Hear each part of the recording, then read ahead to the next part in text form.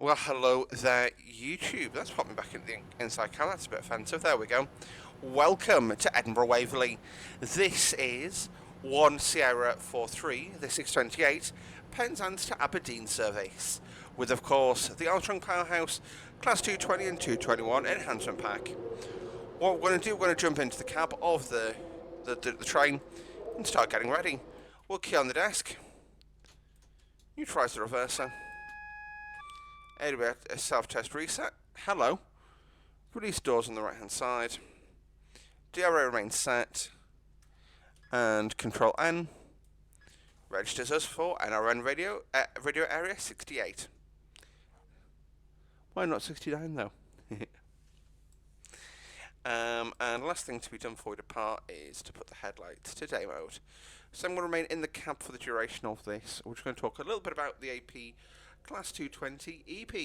So this is going to be my first look video. I've not got enough time on this to consider this a review. I've only driven it the once, and we'll talk through this as we go. So let's see. I'm going to have a look at looking at the web page. This is £14.99 or £11.99 if like me, you own the Class 222. So I'm going to talk through this. I'm going to do my best to review this. Bear in mind, I'm not going to talk about if this is worth your money. I'm going to talk about if this is a good product because at the end of the day, I don't know what your financial situation is. 15 quid to me, that's a bottle of booze on a monthly basis. For a pack. I can tolerate that. I'm paranoid. Yeah, my doors were definitely released. Good. My thing. Yeah, I had an issue in the last attempt at recording this. So like I said, I don't know what 14.99 is to you. If it's like me, it's a bottle of booze. Yeah, that's pretty good. That I would say, even based on what I know, it's worth that to me. I don't know what it's worth to you.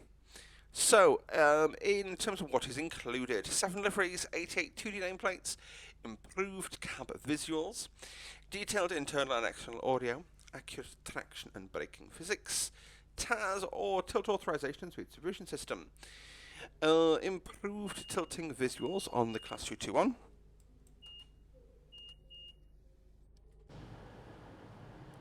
That's 2222. That is close the doors, please, driver.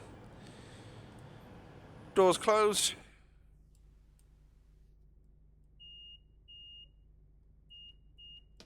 So that is our 10 bells dispatch process. So if you've ever travelled on a Voyager or you've seen me drive or do the guard mode stuff on 4-1 in Train Sim World, the issue that you have is basically these were built by the Belgians and about halfway through the speccing process. Someone went, you're including a guards compartment, aren't you? In a guards panel. And they went, a what? Because basically they don't do this in Belgium. Hence the 10 bills of dispatch process was born. Effectively, if you ever travel on one of these, you'll see there's the buzzer is actually exposed. And so most UK trains I can think of, the driver guard buzzer is behind a panel with all the door controls. On these don't have door controls outside of the cabs. So it is down to the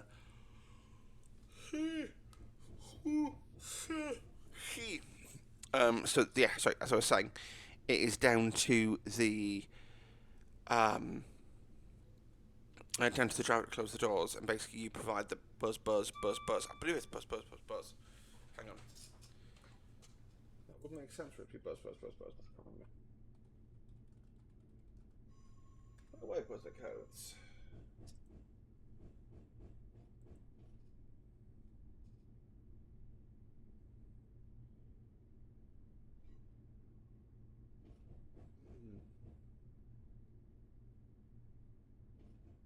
No, it's 1 2. So it's up. For door close. 1 2. 1 2 is closed doors. Apologies. But yeah, basically they so they have the 10 buzzer process with these TLDR.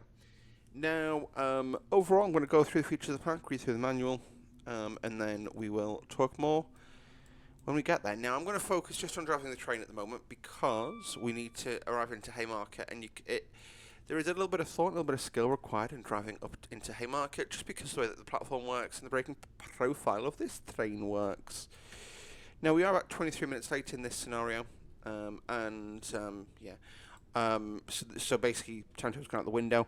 However, it is good to note as well that in this scenario, we're calling Haymarket, Inverkeithing and Kirkaldy. Notice that I can now say the place names on this route.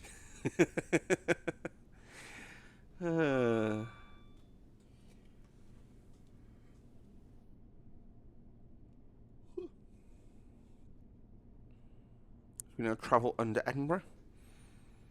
I do want to try and find those tunnel ventilation poles. I'm in Edinburgh tomorrow for a work thing.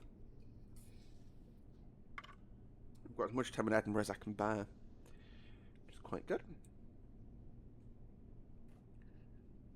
I'm just going to put a bit of brake on, step one in. Now I want to stop quite early in the platform, based off the stop car markers.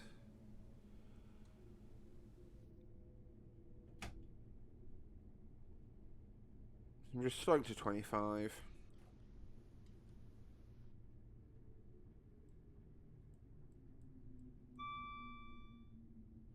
There's my 4-car marker, and that's what I am, a 4-car.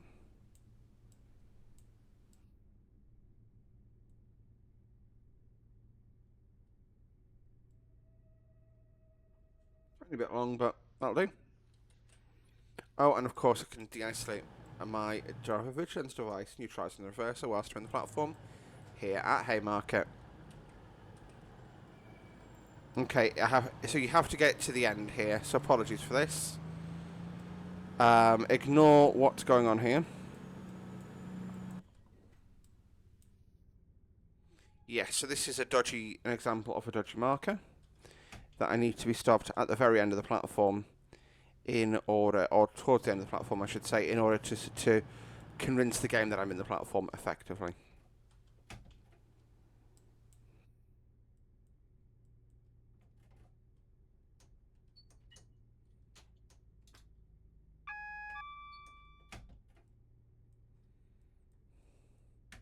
So any hope that I was going to ever catch up any sort of time here is now gone. That's the issue. My doors have released themselves. You know what, I'm just going to say we've done it and go.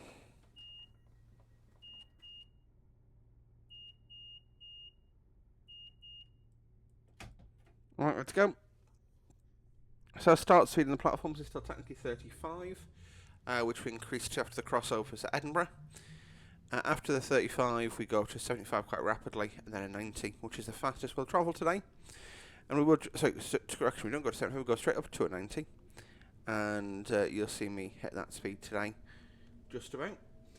Now, there are 8 liveries with the pack, as discussed. Now, all those liveries have variations on them, which substantially increases the amount of available liveries.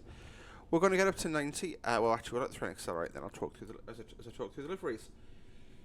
The italics are what the livery is called in the scenario editor. You've got VT1, which is with the club class decals, that's from 2001 to 2005. 2005 to 2013, which is VT2, which was the first class decals and yellow first class stripe. You've got the revised front skirt, which applies from 2013 to 2019, and with series of cross country logo. You've then got VT Bombardier, and that's for 221115. And that's the original front skirt, revised front skirt, VT2 and VT3 available for that. And then a Riva Cross Country, and that is original skirt, revised front skirt, revised skirt with GB logo. Then a Riva Cross Country revised, which is AXC3, which is basically the post refurbishment livery on them. And then Advanced West Coast, which is AWC. And then Extra Anti-West Coast Riva Cross Country, which is AWC brackets AXC. So that does look quite substantially different too far. And then of course a GC. One bit of feedback on the GC livery. AP, if you're watching, that livery is much too clean. For those of you playing along at home, GC trains are filthy. And down to 35 we go. Correction, 75, not 35.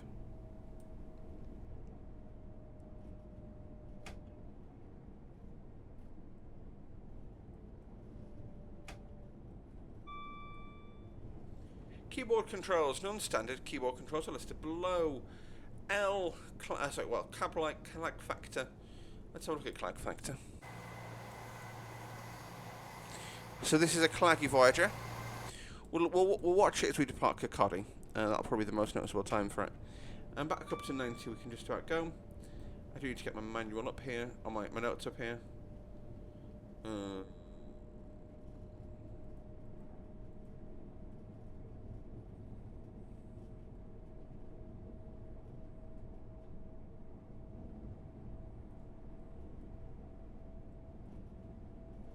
So I am in full power. And this is a 2013 era scenario, so certain stations I don't believe are here. So for example, my braking reference there was the tram bridge. However, the tram bridge I believe is more recently built in 2013. I don't believe it was there before the Edinburgh tram project, and those were definitely post a 2013 thing.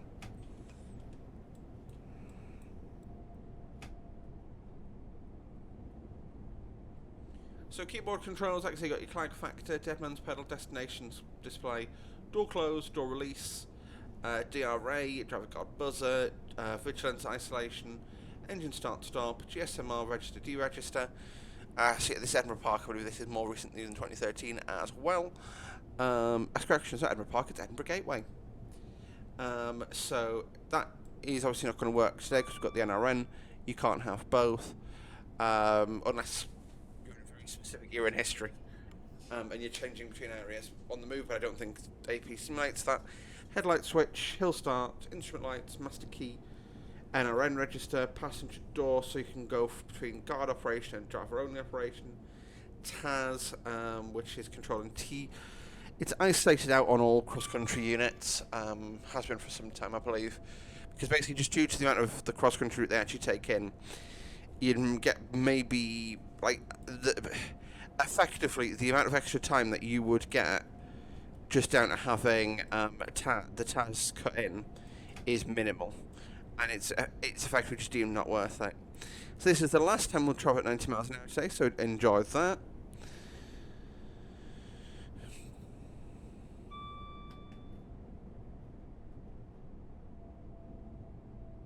As I slow to 75.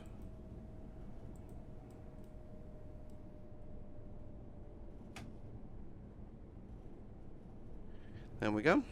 Now it's only a speed restriction over that bridge. However, we go up to 90 here, but we can't actually make it back up to 90 before I have to slow to 80. So I'm just going to make it 80 miles an hour.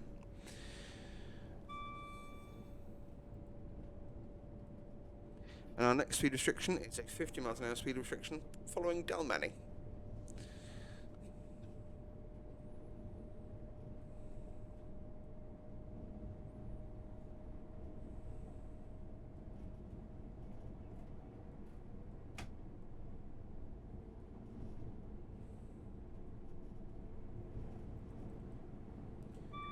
So, great care has been taken to try and accurately simulate the behaviour of the Cummins QSK19 engine in how it revs up and down, and in the way that traction power is applied. There's my 80 post. Keep a bit of power on for now.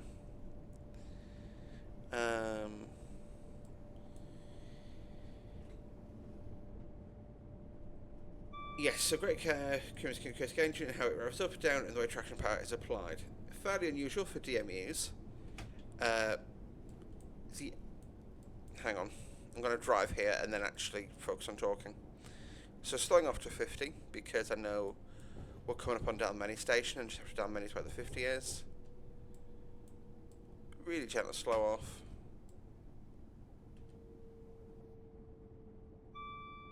As we approach Dalmeny, got the bridges in the background, that's our bridge.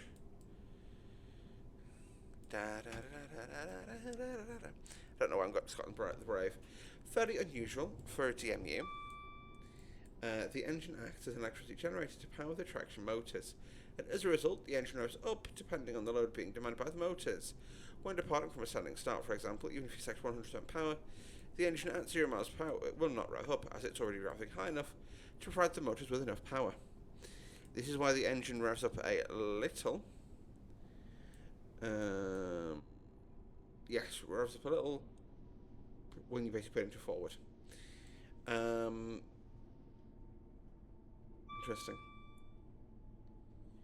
Also, but basically, this is exactly the same as the 222 notes. So 20 miles an hour, peak load is reached and the turbocharger has reached its highest speed. It would be quite fun to understand that because I sort of am used to seeing these powering out of Newcastle, and they go up to 20, then slam it into well, not slam it, put it into neutral, not neutral, idle.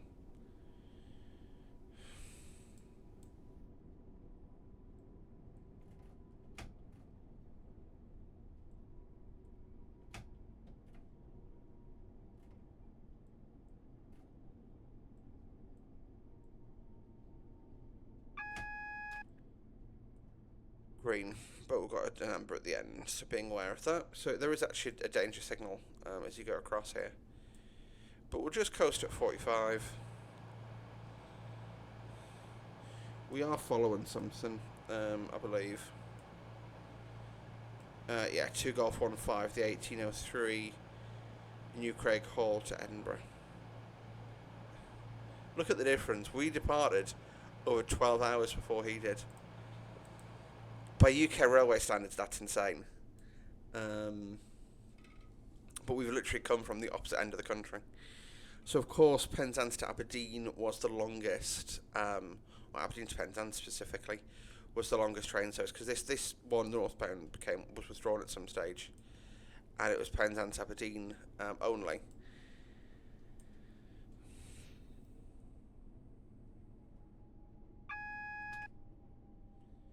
I'm just going to draw it down in single amber. So single amber, so some light brake basically, because the danger aspect isn't after the bridge. We'll just stay in idle for now. As we approach North Queensferry Station, just taking a moment. I know this bridge isn't the best representation because you got like some minor issues with it, the model, like that there. It's just noticeable minor issues, quite frankly. But I do want to come here in real life. This is a bit less pronounced, this gulf, as far as I'm aware. There's an aquarium here. But even like, just standing here, how friggin' cool would that view be in real life? I may do that tomorrow, who knows. Just make myself go up there. So I'm driving, assuming the next thing is a danger aspect. So I'm going to drive nice and slowly. Okay, so brakes. Friction brakes. Conventional friction braking is blended in below 12.5 miles an hour or under the following conditions. During wheel slide, emergency brake application, driver's mode appliance is on. When the friction brake is not being used, dynamic brake, when the friction brake is not being used, as described above, dynamic braking uses the traction motors to slow the train. Hill start brake. Pressing the hill start button whilst moving the power brake control from a brake notch to a power notch maintains. Stand by. I believe that repeater tells me I'm allowed to proceed, but I'm not. Yeah, there we go. So my literal notes are 35 after aspect, because that's a 40. You got one of the congestion busters, the 67 with some Mark IIs on. That later became a 68 with Mark IIs on. But it is still single amber red ahead, so I'm driving nice and defensively here. As we descend down the grade. No, this isn't the signal I was braking for. See, there's a branch below us as well. I believe that's the... oh no, that's... where does that branch go? Rosyth. Got you. So Rosyth Dockyard, there was a whole bunch of work done on the 158, well, 159's correction, for Southwest there. But Rosyth Dockyard, predominantly Royal Navy. I'd assume it's one of those places they basically don't want to move the railhead in case there's a war, and we sort of need it. But at the moment, the Navy's in a woeful state anyway. Hill start braking. Yeah.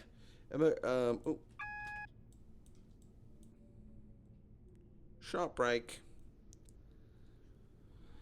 So an emergency brake application is approximately 30% stronger than an H position brake application occurs in the following circumstances. Moving the power brake control to the E position for emergency. Pressing the emergency brake plunger. Failure to acknowledge an AWS or DVD device. A DVD, try again. Failure to acknowledge an AWS warning or DVD. Moving the reverser to off, moving the reverser to neutral over 4 miles an hour. Of course, it pulls off to a green. As soon as I come to a stand, it's a 35 starting from here. Adhesion between the train's wheels and the tracks plays a big part in allowing a train to accelerate or brake. To not love it, and the train will slip or slide. There's a myriad of factors that control the level of adhesion, and we have attempted to simulate the most important of these to give a varied and realistic driving experience. Apologies for that, I had to get my yawn in there. Adhesion is generally good in dry conditions during summer and spring. Slightly decreased adhesion during winter to take account of the increased amount of moisture and possible ice on the rails due to cooler temperatures. Much decreased adhesion during autumn due to leaf mulch. So that's why they have the railhead treatment trains blasting around the network, is just because of how bad the adhesion gets in the winter.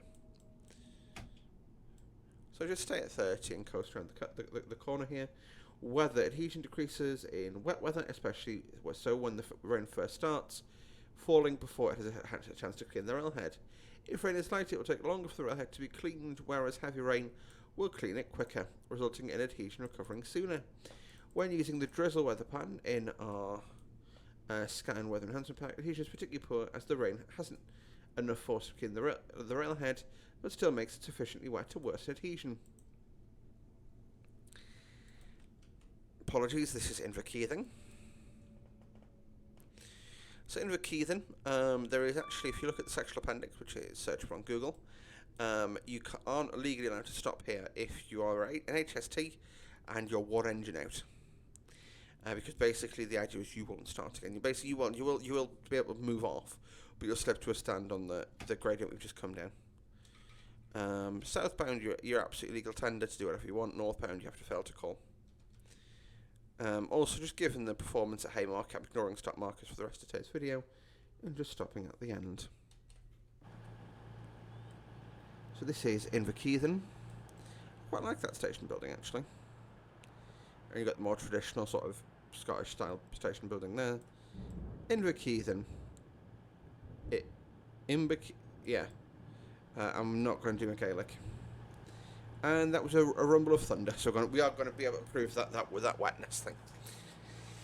Time of day, adhesion will decrease somewhat after dusk as the air cools and dew is more likely to form on the railhead. This persists throughout the night until around 1 hour after sunrise.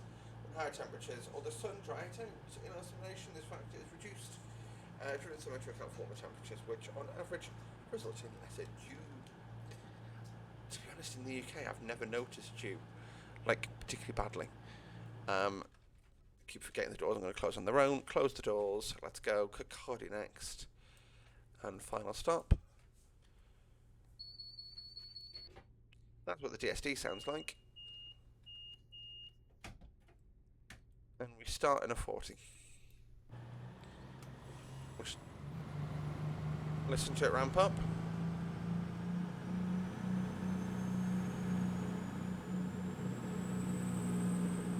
Yeah, that sounds pretty spot on. It's like new. I'm really used to that sound. Because I'll be standing sort of like, effectively, when you get like an 8, because most of the ones you get on the Anglo-Scots now are 8s. The 4s and 5s tend to be reserved to the more local stoppers, as I call them. But basically the congestion busting ones, I guess. But you get that the 8 and they come past, and that is absolute bob on sound-wise. Wheel slip. The wheel slip protection aids the driver when powering or braking at times of poor adhesion. When wheel slip is encountered during acceleration, a multi-stage process takes place. The WSP activity indicator illuminates on the fault panel. The traction motors can be heard rising a little in pitch, and power reduces to control the slip. To improve adhesion, sand is automatically applied if above 9 miles an hour. It can also be applied by pressing the sanding button above 3 miles an hour. Once grip is regained, power is reapplied as the notch selected on the power brake controller. As a driver, you must assess which power setting is most suitable for the conditions and balance the occurrence of wheel slip with maximum possible rate of acceleration. We've passed that 75, yes, I just wasn't paying attention. We are about to start getting rain, so we'll get up to speed and then talk a bit more. Wheel slide correction is the opposite. So, stand automatically applied if above 7.5 miles an hour and braking. The dynamic brake is disabled and the air brake solely takes over. Brake pressure is automatically reduced to try and control the slide. Once the slide stops, brake pressure is returned to the notch selected on the power controller. If wheel slide occurs, the process starts again. As a driver, you must resist the temptation to reduce the brake yourself, as the wheel slip protection will offer the best braking performance. Now, after Inverkey then, 75 passing, which we've done. No, I'm starting to 50 now. Gradients by default. So by default, in Train Sim Classic, only gradients of 1 in 185 or steeper have a gravitational effect on the train. Yeah, so basically they've improved that effect. Automatic unit numbering. You know, as much as that, I understand that that wasn't too fair. Just having functioning destinations on my train and not having to go through and fix the numbering on my own every time is quite nice. Like that was obviously, I know that the AP Voyager comes from a time when that wasn't a standard feature, but yeah. 221s are capable of tilt up to a maximum of 6 degrees, which allows them to follow. Wow, 6 degrees! What was that voice? 221s capable of a maximum of 6 degrees, which allows them to follow the high EPS speeds on the West Coast main line. The degree to which the train tilts is dictated by a combination of speed and the tightness of the curve. An average best guess has been simulated using cab ride videos for reference. In reality, every curve has its own tilt data that is transmitted via trackside balises, but this information is not publicly available and would require considerable work to implement. The camera also now tilts with the train, with the cab providing a much more convincing experience. Whereas the cab would tilt, but the camera view would stay level. Finally, external coupling now also tilts with the rest of the body.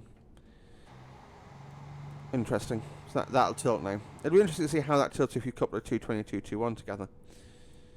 Because I'd imagine you wouldn't have to isolate the TAS if you had a 220 and a 221 coupled. I don't actually know this for sure.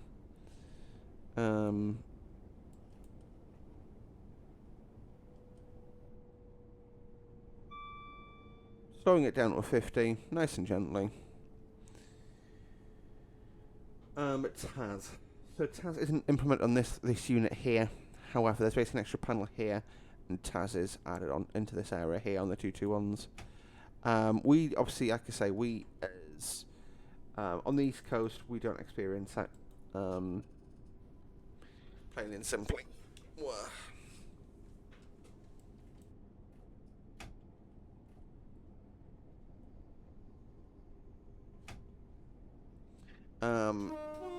Burnt Island. Is this Burnt Island or is it Aberdour? I can never tell the two apart. This is Aberdour. I know someone's shouting at me. Burnt Island's so different. I don't care. I love it.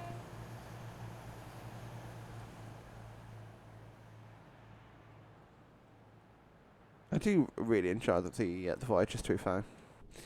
Like, they're cursed trains. They are the sort of the Peugeot 206 of the train world, if that makes sense. And I mean like a 2004 Peugeot 206. Like a really shit car. But they're quite fun at the same time. So TAS, to facilitate tilt, Class 221s are fitted with a system called TAS, which tells the train when it can tilt. Tilt authorization, as well as ensuring speed limits are obeyed, speed supervision. In reality, TAS can be enabled, but the train will not actually tilt until the authority is given via trackside balises. Track markers are included in this pack to simulate these balises, which can be used. Okay, that's quite good. So I'd need to include that, which is fun.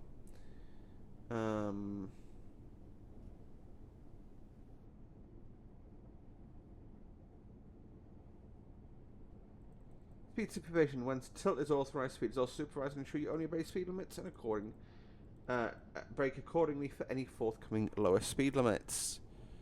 Hang on, I'm paranoid here. No, I'm actually going for 75 in this segment. When 4.5 miles an hour above a speed limit, or expected speed when braking for a forthcoming low speed limit, TAS will sound an intervention button will flash. This is to bring your speed down when 5.5 miles an hour above. The TAS alarm will stop sounding, the emergency brake will apply, and the intervention button will slowly illuminate. Once the speed has been brought sufficiently below, you can basically release it by pressing the F key. TAS is control and T.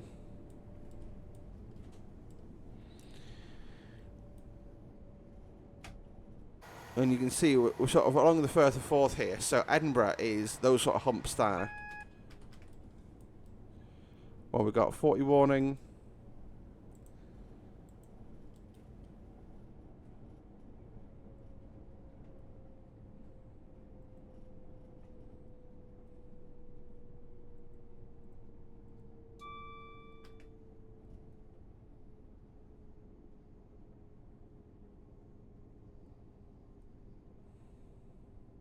I think I will actually build a sort of a Kirkaldy to York scenario, something like that, across the mergers and stuff, just for something a bit different, you know.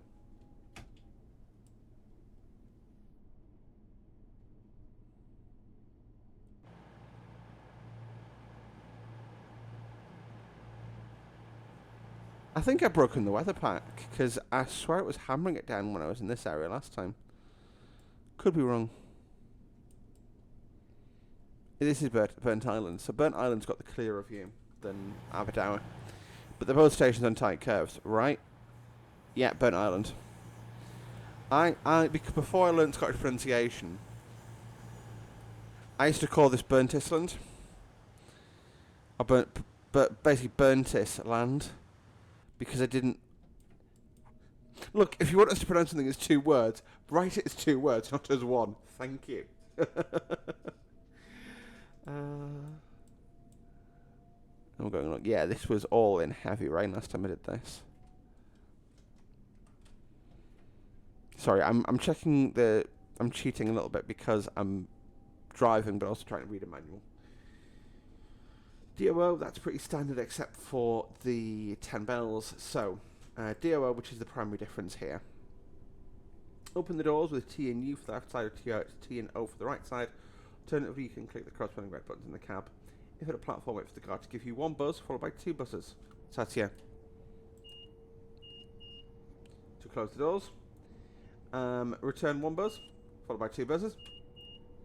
And then press R to close the doors. If not a platform, press R whenever you wish. Once the door and lock light illuminates, you may depart. But then you get a... to confirm. How to change operation, control R. So there is a... basically you can put it into guard mode, which ignores the fact that it's a Voyager and a bit weird.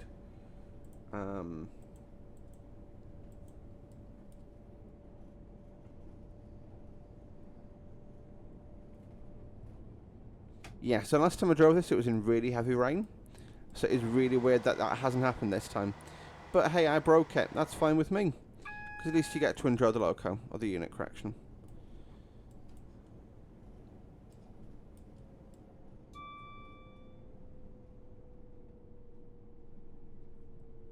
Don't know what's caused that, to be fair. I think it's because I restarted and didn't restart the game. That's all I can suggest. Vigilance device. Pretty standard. It'll sound every 60 seconds. Well, no it won't. I've not heard it at all today. Oh, okay, sorry, I tell a lie, I heard it in the station.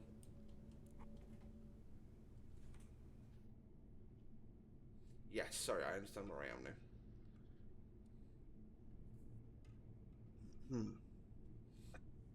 I think.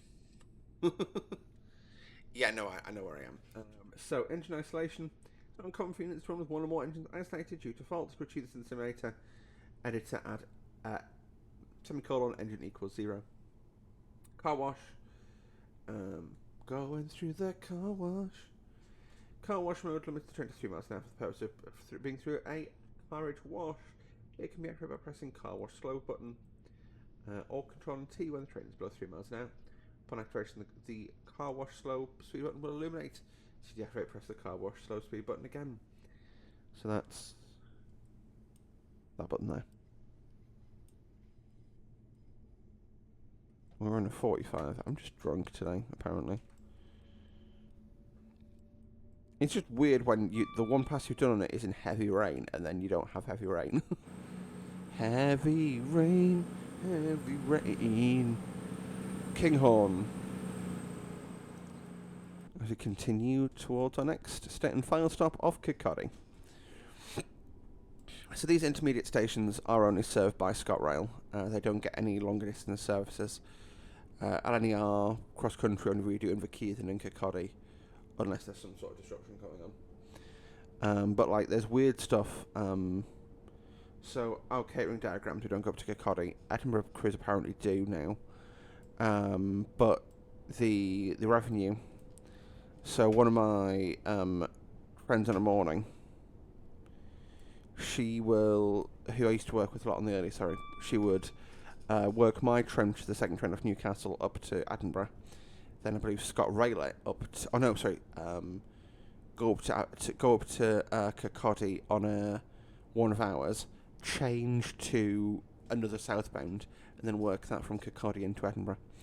Because Edinburgh's a massive station, but on the intercity platforms doesn't have barriers, generally speaking. Only one of the platforms has barriers, and whenever they see like a LNER or cross-country pull in, they open the barriers to get everyone out as quickly as possible. It's insane. AI horns, that's simulated on here as well. And you've got all sorts of different values then how to simulate them. NRN, GSMR, player changeable displays. You've got everything on here. I'm not reading through them all, but some notables include Burnley Arms.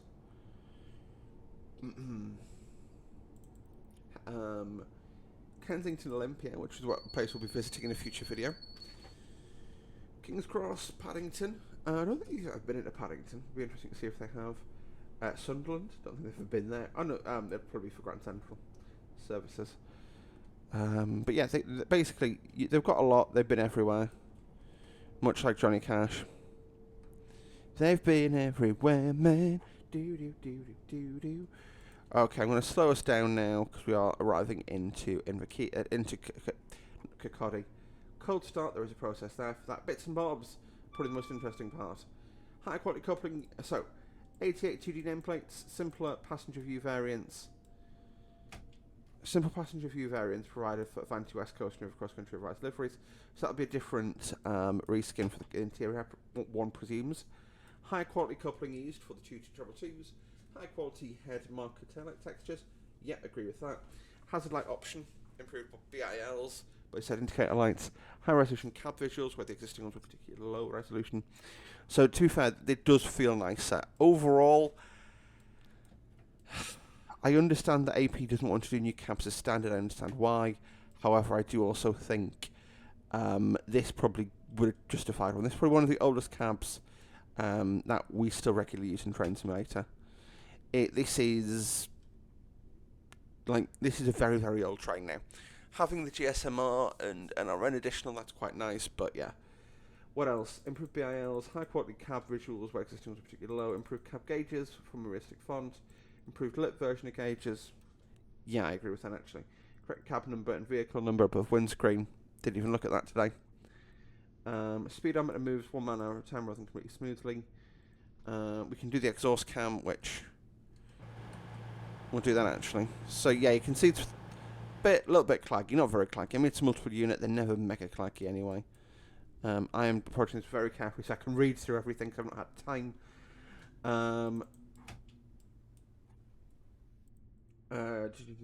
First, must replace the neutral to start the engine. 1 second delay, which is pretty standard. Headlights, standard. Visible driver, standard. Visual alarms outside the cab, very, very good, but also kind of standard now.